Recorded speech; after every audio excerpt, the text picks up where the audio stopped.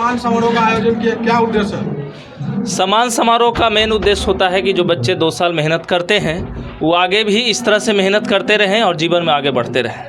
लगातार आपके विद्यार्थी टॉप पर बन रहे हैं बिहार बोर्ड का, ये बहुत बड़ी बात है कोचिंग के लिए, क्या कारण है? ये तो कोचिंग के लिए बड़ी बात है, उसके साथ साथ बच्चे का मेहनत भी है। बच्चे का मेहनत साथ साथ परिवार का सपोर्ट और शिक्षक का सपोर्ट, तभी रिजल्ट अच्छे होते हैं, बच्चे का रिजल्ट अच्छे होते हैं। आईपीएस द्वारा विद्यार्थी को सम्मानित किया जा रहा है, विकास वैभव सर आ रहा है, इसको क्या उद्देश्य है इसका? विकास वैभव जी का बुलाने का मेन उद्देश्य यही है कि 2 शब्द बोलें, मोटिवेट करें और बच्चे उन्हीं के जैसा आगे भी बिहार के नाम को रोशन करें और अपना नाम को साथ साथ कोचिंग के नाम को रोशन करें। नया बैच कब से शुरू हो रहा है नए विद्यार्थियों के लिए? नया बैच 7 अप्रैल से शुरू हो रहा है। कुछ ऑफर रहेगा नए विद्यार्थियों के लिए? ऑफर क्या, हमारे यहाँ तो कोचिंग आज नया थोड़ी है, पुराना कोचिंग है। बच्चे के लिए तो अगर मीडिया के थ्रू बच्चे आते तो जो फी दिया जाए, यहाँ फी के लिए थोड़ी मारामारी है। गरीब विद्यार्थियों के लिए क्या सुविधा है? गरीब बच्चे के लिए निःशुल्क है, इससे ज़्यादा क्या सुविधा फ्री में पढ़ाएंगे? क्यों नहीं, अब गरीब ही हैं तो उसके लिए क्या ऑप्शन है। जहाँ तक हमारी जानकारी है जी, विकास वैभव जी के साथ में आनंद सिंह जी आ रहे हैं, जो कि बहुत बड़े चिकित्सक कहे जाते हैं। जी। एक कोचिंग इंस्टीट्यूट में इन तरह की हस्तियों को बुलाने का मुख्य वजह क्या, उद्देश्य क्या है? देखिए, आर्यन सर हैं, वो भी क्या कहते हैं, शिक्षा तो नहीं लेकिन चिकित्सा के क्षेत्र में बहुत आगे हैं। तो बच्चे ही तो आगे, चाहे शिक्षा की बात हो या चिकित्सा की बात हो या प्रशासनिक विभाग की बात हो, आगे तो बच्चे ही जाएंगे। तो बच्चे जाएंगे तो उन लोग से सीखेंगे, 2 शब्द बोलेंगे, रास्ते क्या है, कुछ तो मोटिवेट करेंगे, कुछ मोटिवेट करेंगे तो बच्चे भी उनके पथ पर चलेंगे। वर्तमान समय की बात करें तो बहुत सारे शिक्षण संस्थान कोचिंग की बात करते हैं, खुल चुके हैं और बहुत लुभावने जो है वो देते हैं बच्चों को, लेकिन धरातल पे देखा जाए तो वैसा नहीं होता है। जी। इसमें आपकी क्या राय है? इसमें देखिए, अब शिक्षक को शिक्षक ही रहने दीजिए और कोचिंग ठीक है, कोचिंग है, लेकिन अब बाकी कोचिंग और मगध कोचिंग में बहुत डिफरेंस है। डिफरेंस ये है कि देखिए, बड़े लोग बड़े बातें करते हैं लेकिन हम लोग ज़मीन पर बातें करते हैं, क्योंकि बच्चे गांव घर गरीब के बच्चे हैं, उनके लिए ज़मीन की बातें शोभा देती है और वो शिक्षित होने के लिए आए हैं, ना कि ये होर्डिंग बैनर दुनिया जहान देखने के लिए आए हैं। और बच्चे को जितना बेसिक शिक्षा मजबूत किया जाएगा उतना वो आगे जाएंगे। और उसके लिए ये मत कहिए कि बड़े लेवल पर छोटी छोटी शिक्षा हो सकती है, उसके लिए दोस्ती जो कहते हैं, एकदम टेबल पर बैठा करके हाथ से सिखा करके तब संभव है कि छोटे छोटे बच्चे आगे बढ़ सके। हिंदी मीडियम को लेकर बच्चे काफी परेशान होते हैं, आप हिंदी मीडियम में भी पढ़ाते हैं तब टॉप कर रहे हैं, इसका क्या कारण है? ये तो आप न्यूज़ वाले हैं तो ये शुरू से आप न्यूज़ का कवर किए हैं तो हमने देखे हैं पूरे बिहार में, खासकर बिहार की राजधानी पटना में हिंदी का सर्वप्रथम कोचिंग शुरुआत हुआ था। आज नहीं, लगभग 10 वर्ष पहले 2016 ईस्वी से रेगुलर इसी जगह पर आपका अवेलेबल है और हिंदी मीडियम के लिए तो ये फेमस पूरे बिहार में है। ठीक है ना, इसमें कोई कह नहीं सकते। एड्रेस बता दीजिए।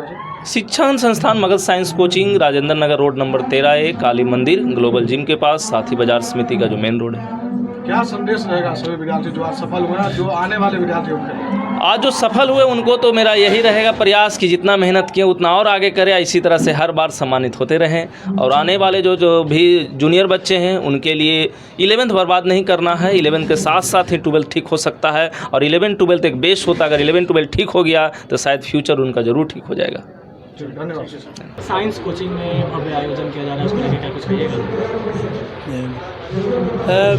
मुझे बहुत खुशी हुई कि आज हम मगध का कोचिंग सेंटर में हमको बुलाया गया और प्रतिभा सम्मान समारोह में हमके उन बच्चों को सम्मान देना है जिन्होंने कंपटीशन में अच्छा किया है। जैसा मुझे बताया गया कि ये कोचिंग सेंटर गरीब बच्चों के लिए, वैसे बच्चों के लिए जो उतना प्रतिभा नहीं है, कहते हैं धनी नहीं है, चाहे पैसा नहीं है, जो बहुत खर्चीले कोचिंग सेंटर्स में जा सकते हैं, उनके लिए यहाँ पर काफ़ी अच्छी व्यवस्था है। और समाज सेवा का भावना से पंकज और इनके टीम जो ये काम कर रहे हैं, ये बहुत ही सराहनीय है। अगर इस तरह का व्यवहार और विचार से हम अपने बच्चों को पढ़ाने का व्यवहार करें तो शायद विवेकानंद जी का ये एक तथ्य कथन कि अगर विद्यार्थी स्कूल नहीं आ सकते तो हमें उस स्कूल को विद्यार्थी के घर पर ले जाना पड़ेगा, ये जो तथ्य उनका है वो सही होगा। तो ज्ञान का विकास और ज्ञान का दान करने के लिए ये जो कोचिंग सेंटर एक ठान रखा है, इसका मैं सराहना करता हूँ और मैं आशा करता हूँ कि आगे आने वाले दिनों में ये अच्छा करेंगे। बहुत बहुत धन्यवाद। आज के युवाओं को क्या संदेश देना चाहिएगा? आज के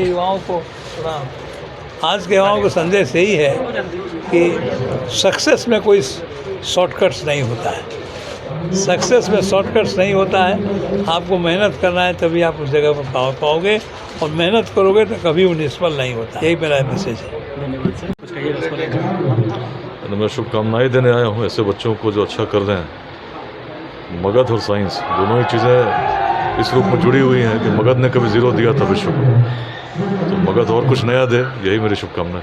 सर, युवाओं को अगर देखा जाता है कि आप सबसे बड़ा प्रेरणादायक दल है, उसको लेकर क्या कुछ समझ कई युवा आपसे लोग से मोटिवेट होते हैं, देखिए, से खास करके क्षमता हर व्यक्ति की असीम है, लेकिन उसका उपयोग हम कहाँ करते हैं इस पर निर्भर करता है कि अपने जीवन में हम क्या प्राप्त करते हैं, क्या अर्जित करते हैं। तो सभी युवाओं से यही कहना चाहूँगा कि निराश नहीं हो, पूरी ऊर्जा के साथ प्रयास करें, लक्ष्य बड़ा तय करें, और पूरी निष्ठा के साथ जब प्रयास करेंगे सफलता जरूर मिलेगी। क्या लेट्स इम्पैक्ट आप लोगों की तरफ से चलता है, उसको लेकर भी कोचिंग में कुछ सपोर्ट दिया जाएगा? निश्चित सी बात है, जहाँ भी जुड़े हैं तो बिहार की प्रगति के लिए, देश की उन्नति के लिए ही जुड़े हैं, तो जो भी संभव सहयोग, मार्गदर्शन, इसीलिए आज उपस्थित है। युवाओं को क्या संदेश देना चाहिएगा? आज के युवा जो होता है खास कर देखा जाता है सुखा नशा की तरफ बढ़ते जा रहे हैं, उनको लेकर क्या संदेश? नहीं, सबसे पहले स्थापित हो जाएं परिश्रम के साथ, और एक बार स्थापित हो गए तो केवल स्वयं तक नहीं, थोड़ा अंशदान समाज के लिए भी दें।